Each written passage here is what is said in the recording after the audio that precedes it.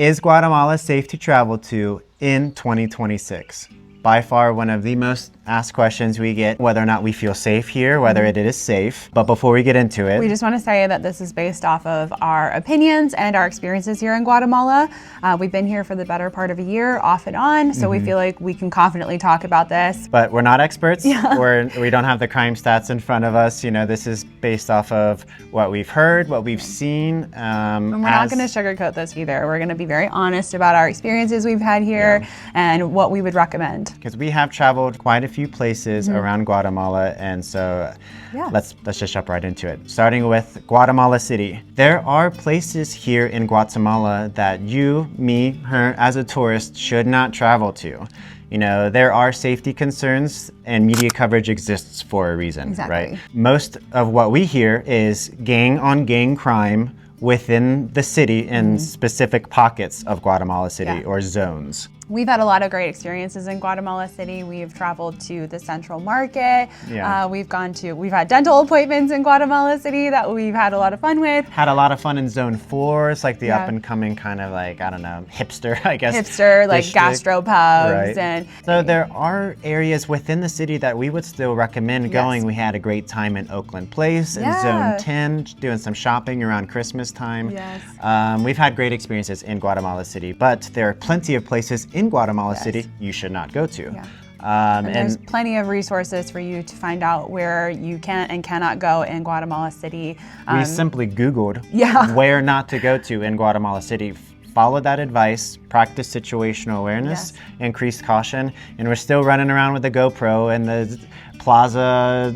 I don't think it was at Democracia. I can't remember the Central Plaza. The Central Plaza in Zone 1, but it was beautiful with feeding the pigeons. With our GoPro out and about. Having conversations with people, having a great time. And so, unfortunately, Guatemala City is not super walkable. We did have to take Ubers everywhere we went. We wouldn't recommend walking from zone to zone.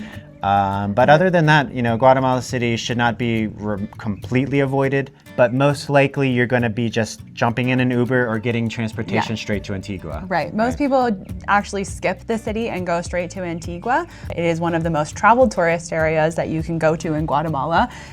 Very beautiful, super safe. Yeah.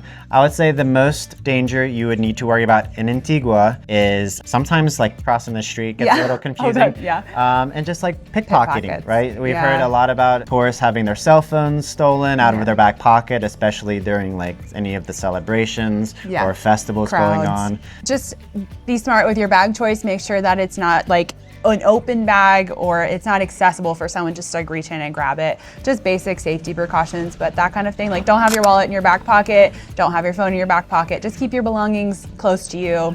Just basic stuff. Yeah, for sure. So outside of Antigua, though, there's, of course, other locations that you might want to go to as a tourist, such as Tikal. We recently went to Tikal a few months ago, and we had a wonderful experience. We actually stayed in the park itself, and we didn't feel unsafe at any point. The guides were really great. The staff was very helpful. We honestly have very limited Spanish as well, and that didn't— We're trying, okay? We are trying, but that didn't really affect it at all. Same goes for like Semuc Champey. We were there, and we did not feel unsafe, and we were practically the only people in the park. Yeah, I would say getting to Semuc Champey was like more dangerous than actually anywhere there. We went to Rio Dulce after that. We were on boats around Rio Dulce and Livingston. I would say up there the most dangerous part would be life jackets. Sometimes you'll jump on a boat and there won't be life jackets. So just check for those. Make sure that you have that, because you're not going to need to wear them during the boat ride, but it's important to know that you have the safety option. And that goes for all lanchas. Our home base is in San Pedro here on Lake Atitlán. And our day-to-day life feels very safe, with the exception that I did have one kind of conflict here while someone tried to grab me sexually. And I was able— Right here on the street, actually. Yeah, right on— and in broad daylight, in front of a couple kids. So But it can happen. It can happen. It's just because we're here on Lake Atitlán, where more, I guess, besides Antigua, most of the tourists would go to. You know, it's not a perfect place. You still need to practice normal precautions. But after having been here for a year, walking Mango every single day, I mean, it hasn't stopped us from doing any of our normal activities, like going to the market and visiting the beach, and me going on hikes by myself. And like, I feel so safe here on a day-to-day basis. We feel so safe here on a day-to-day basis doing doing normal everyday activities. Yeah. In fact, I feel so safe because most people recognize us now. They wave to us. They're so kind. Yeah. They ask if we leave, where we're going. Like, it is such a safe environment here on the lake. And we live in San Pedro, like I said, which is known for its nightlife. Mm-hmm. So nightlife being said, practice normal precautions, right? Like, I haven't heard of anything crazy. No one getting their drinks spiked around here. No one, robbing tourists. Yeah. Just, if you're going to be partying, you're going to be part of that lifestyle. I mean, definitely, don't be getting blackout drunk at 1 in the morning and jumping in a random tuk-tuk. Exactly. That, if you plan on getting drunk, like, just be cautious and make the plans that you would any other time, right? Yeah. We've stayed in quite a different places around Lake Atitlán and never once felt unsafe, but we also aren't going and looking for trouble. Yes. Right? When we were up in Xela, we've been to Xela. I know you guys keep Xela. correcting me. It's not Xela, it's Xela. I'm sorry. But, when we've been up in Quetzaltenango,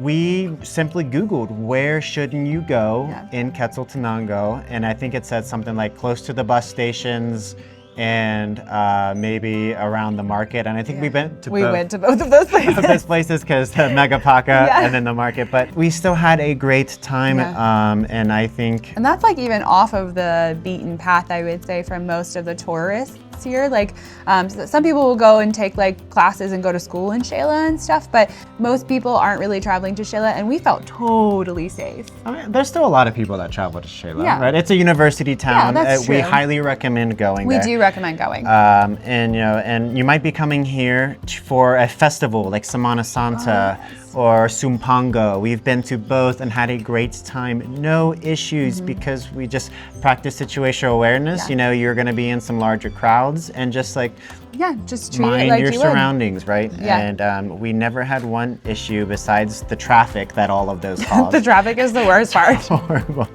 But yeah, we've had simply such a great time in this country. We're not going to be, we're not trying to fearmonger. We're also not trying to be that biased. There's places that you just shouldn't go here. And with a little bit of Googling, a little bit of research, which it sounds like you're doing, you're going to be just fine.